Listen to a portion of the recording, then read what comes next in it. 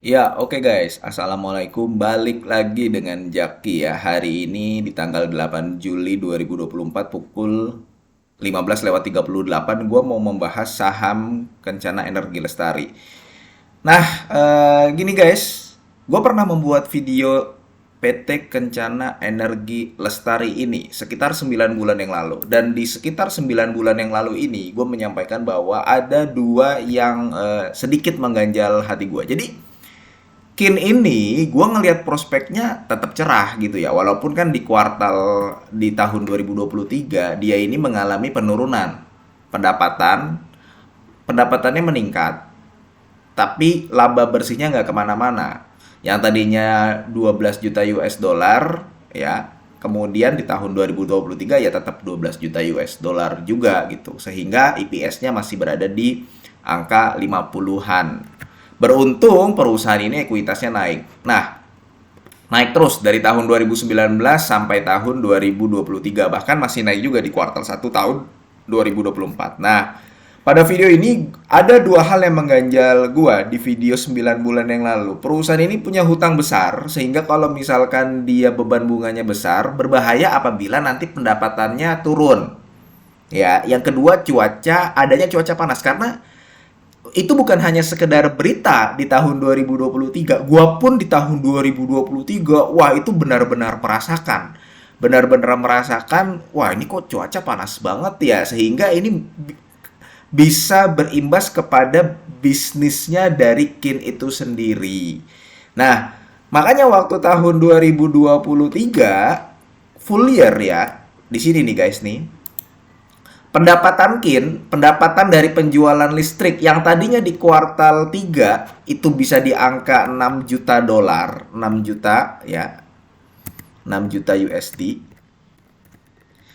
Di kuartal 4 tahun 2023 itu tiba-tiba jadi 7 juta USD, dan ini memang di public expose ditanyakan oleh investor-investor retail gitu ya, ditanyakan investor pribadi. Kenapa? Ya karena memang ada faktor dari cuaca El Nino itu sendiri gitu loh yang dirilis tahun 2024 ini. Nah, sekarang kita melihat bahwa cuaca tersebut ya, berita-berita El Nino dan sebagainya itu tidak semasif tahun 2023. Harapannya sih itu sudah tidak ada lagi. Sekarang yang menjadi kendala dari Kin adalah Kin ini ya dia memiliki banyak tender, memiliki banyak project pipeline ya, punya sekitar 200 megawatt. Cuman yang sekarang sedang berjalan itu ada 180 megawatt. Di mana aja? Di Sulawesi, Sumatera Selatan, sama Sumatera Utara. Nah, kalau misalkan ini berjalan lancar, maka tentu saja bisa meningkatkan pendapatan dari Kin itu sendiri. Nah, Kin itu sendiri, si manajemen memang juga menyampaikan berapa targetnya di tahun 2024. Targetnya itu ada di angka 35 juta US dollar. Loh, kok malah turun? Ya, melihat ada beberapa kendala dan faktor-faktor yang mungkin ya tidak disebutkan oleh manajemen, sehingga manajemen menyampaikan bahwa ada target pendapatan di angka 35 juta US dollar. Cuman kalau kita lihat guys ya, kita jangan ngomongin pendapatannya dulu nih. Kalau kita lihat, meskipun ada penurunan di sisi pendapatan, kan sekarang pendapatannya cuma 9,7 juta US dollar nih di tahun 2024. Sedangkan target full year manajemen Kin itu bisa mengantongi 35 juta US dollar. Itu kondisi jika tidak berjalan sesuai rencana. Jika memang tender-tendernya, proyek-proyeknya berjalan sesuai rencana, itu bisa meningkatkan pendapatan dari Kin sehingga berpotensi lebih dari 35 juta US dollar. Nah, cuman walaupun pendapatannya turun dibanding kuartal 1 2023, ya kan? Kan kalau dibanding kuartal 1 2023 turun nih, guys. Nih, kuartal 1 2023 dia bisa mencapai 13 juta US dollar. Sedangkan kuartal 1 2024 dia mencapai 9,7 juta US dollar. Nah, ini kan turun. Meskipun turun ya, secara rasio sebenarnya bagus. Gross profit marginnya jadi 70%, net profit marginnya jadi 33%. Makanya si manajemen berani memasang target bahwa laba bersih di tahun 2024 itu bisa mencapai 14 juta US dollar. Katakanlah bisa mencapai 14 juta US dollar. Dan kalau misalkan 14 juta US dollar ya, maka harusnya EPS-nya bisa mencapai angka 60-an. Gitu guys. Jadi tetap masih lebih baik dibanding tahun 2023. Sekali lagi, ini target ya guys ya. Ini adalah target dari manajemen itu sendiri. Kita belum tahu apakah itu nanti terrealisasi atau tidak. Cuman kalau kalau melihat dari prospeknya ya, di mana KIN ini eh, bisnisnya adalah energi baru dan terbarukan, kemudian juga punya banyak proyek yang sedang berjalan. Memang ada beberapa proyek-proyek yang mundur yang harusnya berjalan di tahun 2023 sehingga di tahun 2024 baru berjalan di kuartal 2. Beberapa di antaranya ini nih yang harapannya bisa berjalan di akhir tahun 2024. Kemudian ada juga yang baru bisa berjalan di tahun 2026.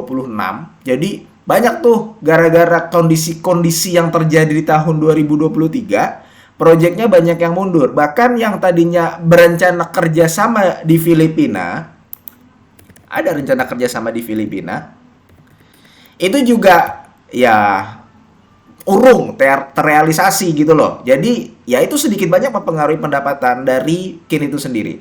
Cuman bagusnya kita tetap melihat bahwa perusahaan nggak diem aja, dia tetap mencari tender-tender, mengikuti tender ya. Ada beberapa proyek karena si KIN ini ya, dia nggak cuman pemasukannya bukan cuman dari penjualan listrik guys, dia mengejual listrik ketika ada kelebihan aja. Dia juga ada pendapatan proyek konsesi, pendapatan bunga konsesi, dan penjualan listrik. Nah, ini penjualan listriknya dia udah mengantongi 1,2 juta US dollar.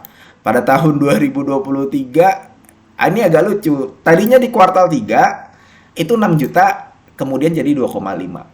Nah, kemudian jadi 2,5 di kuartal 4. Nah, balik lagi ke tahun 2024. Berangkat dari kondisi-kondisi tersebut di mana perusahaan masih memiliki prospek cerah, kemudian dia juga rutin bagi dividen walaupun secara yield nggak gede, kemudian proyek-proyeknya juga masih berjalan, dan kita udah nggak ngelihat lagi yang namanya nggak banyak gitu ya, yang namanya El Nino, kekeringan gitu ya. Itu nggak cuman PLTA aja yang merasakan loh, bisnis sawit juga merasakan waktu tahun 2023. Makanya sedikit banyak EPS perusahaan sawit itu di tahun 2023 turun.